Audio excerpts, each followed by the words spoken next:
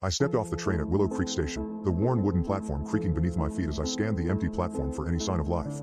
My grandmother's village was never bustling, but this time of day usually brought some activity. Neighbors meeting to discuss the latest harvest or children playing in the park across the tracks. Today though, everything felt still and heavy. The sun cast long shadows across the deserted street, where only a few cars were parked, their paintwork dulled by years of grime. A faint scent of damp earth hung over the station, mingling with the sweet smell of blooming lilacs that usually lifted my spirits. As I gathered my bags and began to make my way towards the village center, the silence seemed to thicken around me. Every step felt deliberate and loud in this oppressive quiet. My grandmother's house, where I'd be staying for a few days, was just a short walk away. A small, two-story bungalow on Elm Street. I pushed open the creaky gate and made my way up the overgrown path to the front door, which swung open with a familiar groan as I turned the rusty handle. The interior of the house was just as I remembered it, cluttered but warm, with faded photographs on every available surface and an overpowering scent of old books. Grandma's chair sat in the corner, her knitting basket beside it, but she wasn't there to greet me.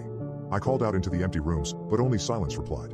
Shrugging, I set my bags down by the fireplace and made a cup of tea, hoping that Grandma would turn up soon. But as the afternoon wore on, the stillness outside began to feel almost palpable. I couldn't shake the feeling that someone, or something, was watching me from just beyond the edge of town. Every time I looked out the window, the streets seemed empty and deserted, but when I turned back to my cup of tea, a faint movement caught my eye.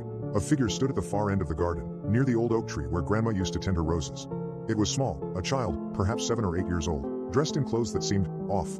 The fabric looked too bright, too synthetic for this quiet corner of the world. My heart quickened as I set my cup down and walked towards the garden door, but when I reached it, there was no one there. Just the old oak tree, its branches bare and twisted. My skin prickled with unease, perhaps I'd just imagined the whole thing. But then I saw it, a small, carefully arranged bouquet of dead flowers, laid at the base of the oak tree's trunk. In their center, a single white rose gleamed like a beacon in the fading light, its petals eerily perfect. As night fell over Willow Creek, I huddled on Grandma's chair, my mind reeling with questions and fears.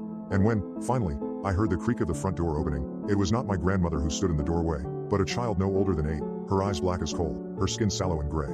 The bouquet at the oak tree's base seemed to be hers now, its white rose wilting into darkness. And when she spoke, her voice was barely above a whisper. Grandma said I could stay.